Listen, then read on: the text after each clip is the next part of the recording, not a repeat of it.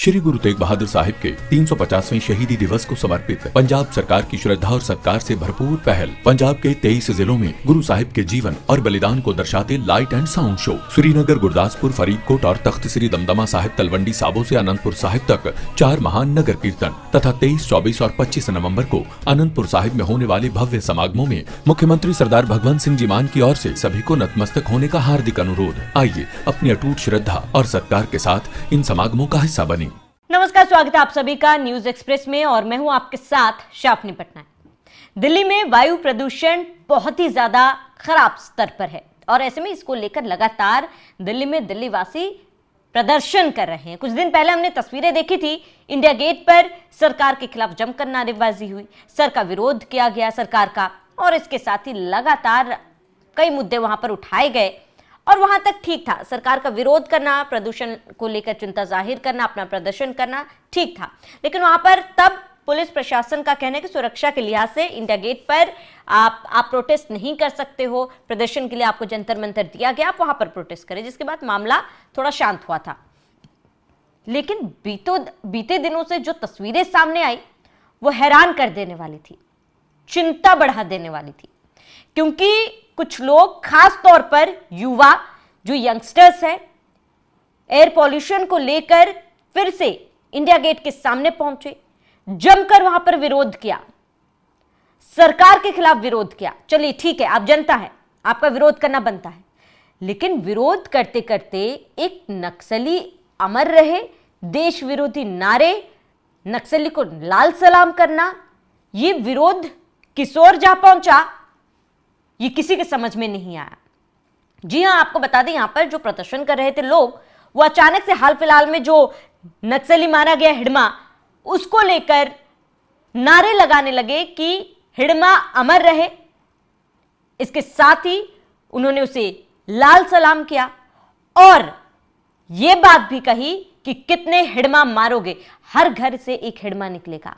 अब आप जरा सोचिए कि इन युवाओं के दिमाग में क्या भरा गया है, क्या एजेंडा भरा गया, क्या ब्रेन वॉश किया गया है कि आप एक्यूआई या फिर एयर पोल्यूशन का प्रोटेस्ट करते करते आपने देश विरोधी नारे लगाने शुरू कर दिए। आप एक नक्सली जो हजारों जवानों की मौत का जिम्मेदार था, आप उसका समर्थन कर रहे हैं, उसके अमर रहने के नारे लगा रहे हैं। यह एक प्रोपेगेंडा सेट किया गया था, यह कोई पोल्यूशन के लिए विरोध नहीं किया जा रहा था, इसको एक दूसरा एंगल देने की कोशिश की जा रही थी। इस पर हम बात करेंगे, लेकिन आप जरा देखिए किस तरीके से बयानबाजी की जा रही है, किस तरीके से नारेबाजी की जा रही है इस विरोध प्रदर्शन में। दिल्ली में जो एक्यूआई के राइजिंग लेवल्स हो रहे हैं, चाहे एक्यूआई 1000 के पार जा रहा हो या फिर 2023 में 17,000 लोग मर रहे हो, इतना ज्यादा एयर पोल्यूशन होने की वजह से सिर्फ दिल्ली में, इसमें हम सब देखते हैं कि इसका रीजन इंपीरियलिस्ट डेवलपमेंट मॉडल है, प्रॉफिट ड्रिवन डेवलपमेंट मॉडल है। ये जनता का डेवलपमेंट मॉडल नहीं है और हमको जनता का डेवलपमेंट मॉडल लाने की जरूरत है, जो माओवादिस्ट बीजापुर में लेकर आए हैं, जो माओवादिस्ट बस्तर में लेकर आए हैं अपने जनता सरकार के थ्रू। वहाँ पर सस्टेनेबल डेवलपमेंट किया जाता है, वहाँ पर महुआली तेंदुपत्ता को सस्टेनेबल तरीके से तोड़ा जाता है, वहाँ पर बाहर के जो कॉन्ट्रैक्टर्स हैं उनको अंदर नहीं आने देता है, और वहाँ पर जो फार्मिंग होती है वो कलेक्टिव होती है। हमको वैसी चीज वर्ल्ड ओवर लेकर आनी है, क्योंकि जंगल सिर्फ दिल्ली के नहीं काटे जा रहे, इंडिया के नहीं काटे जा रहे, पूरे भारत के काटे जा रहे हैं। तो आप समझ सकते हैं कि किस इंटेंसिटी के साथ, किस थॉट प्रोसेस के साथ ये लोग यहाँ पर पहुंचे, ये नारेबाजी कर रहे हैं, विरोध कर रहे हैं, लेकिन इनके विरोध का एजेंडा क्या है, इनका मेन पर्पस क्या था? वो सरकार का विरोध कर रहे थे या फिर यहां पर देश का विरोध कर रहे थे? हिडमा, नक्सली, लाल सलाम, अमर रहे, धमकी, ये क्या इन युवाओं के दिमाग में कोई भर रहा है? ये एक बहुत बड़ा सवाल है, क्योंकि जाहिर सी बात है, कोई आम युवा जो पोल्यूशन को लेकर विरोध कर रहा है वो इस तरीके की बातें तो बिल्कुल भी नहीं करेगा। आप खुद बताइए, आपको लगता है कि विरोध प्रदर्शन अगर आप एयर पोल्यूशन को लेकर कर रहे हैं, सरकार के किसी नीति को लेकर या फिर कदम उठाए जा रहे हैं उसको लेकर आप कर रहे हैं, अचानक से क्या आप उन नक्सलियों का समर्थन करने लग जाएंगे जो देश के सुरक्षा के लिए जवान तैनात है, उनकी मौत का जिम्मेदार है? यही नहीं, विरोध करते करते ये जो आपको तस्वीरों में दिख रहे हैं वो जमीन पर गिरने पड़ने लग गए जब उन्हें वहां से हटाया जा रहा था।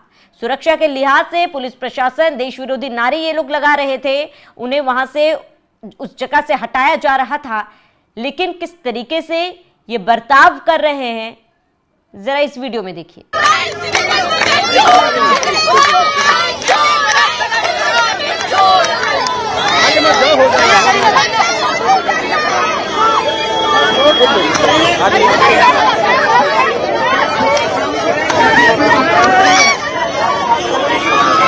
सर आप हाथ रुक जाइए ना, आप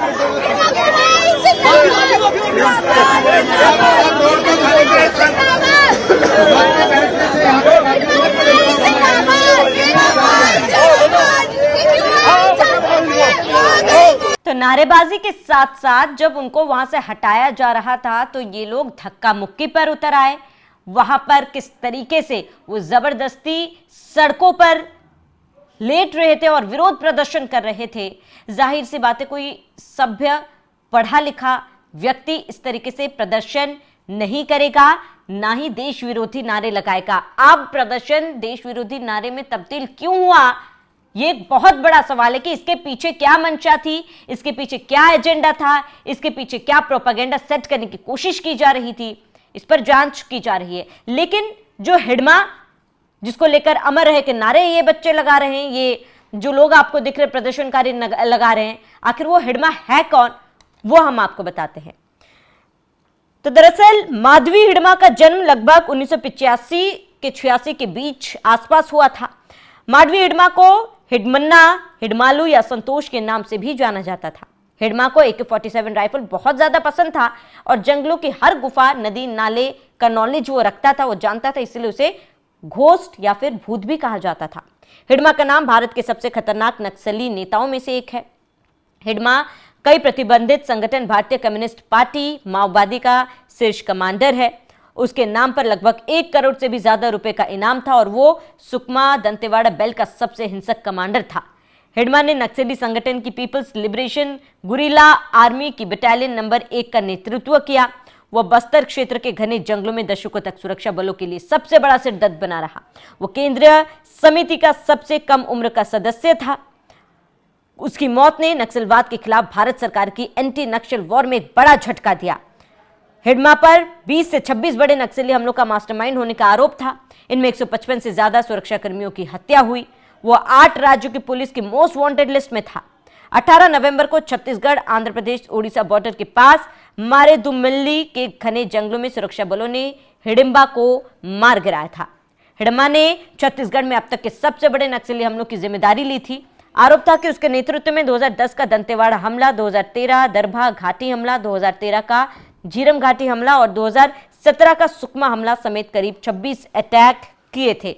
अब आप समझ सकते हैं कि हिडमा कितना बड़ा नक्सली था, कितने जवानों की मौत का आरोप उस पर था और कितने जवानों की मौत की जिम्मेदारी, कितने हमलों की जिम्मेदारी खुद हिडमा ने ली थी। और जब इसकी मौत हुई थी तब हमारे जवानों ने राहत की सांस ली थी। उस हिडमा के समर्थन में दिल्ली के इंडिया गेट में इस तरीके का समर्थन करना, नारेबाजी करना और एक तरीके से वो जो लाइन अगर आपने सुनी हो कि कितने हिडमा मारोगे हर घर से हिडमा निकलेगा, क्या ये आप धमकी दे रहे हैं या फिर इसके पीछे कुछ और साजिश है, ये पता लगाया जा रहा है। फिलहाल इंडिया गेट और आसपास के इलाकों में सुरक्षा बढ़ा दी गई है, प्रदर्शनकारियों को वहां से हटा दिया गया है।